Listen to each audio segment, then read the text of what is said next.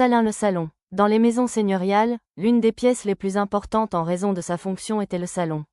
Cette pièce réunissait parfois le salon et la salle à manger, ce qui en faisait le lieu idéal pour la vie familiale. Le salon, en tant qu'espace et lieu de réunion sociale, fait partie de la culture européenne importée au Mexique, en particulier à l'époque porfiriste. En tant qu'espace, il accueillait des fêtes et des réunions de la haute société de l'époque, au cours desquelles les invités pouvaient discuter ouvertement de divers sujets, notamment l'art, la littérature, la philosophie et la musique.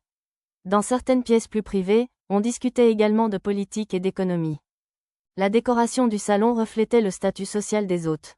Chaque espace de cette pièce était décoré de tapisseries, de moulures ou de tableaux qui reflétaient le style dominant de l'époque. Il était courant que cette pièce réserve une place de choix au piano familial, instrument très apprécié des familles aisées de l'époque.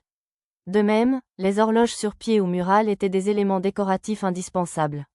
Le mobilier, généralement importé d'Europe ou d'autres contrées, se composait de salons, de divans et de tables modulaires, ainsi que de buffets, de commodes, de buffets, de salles à manger et enfin de chaises.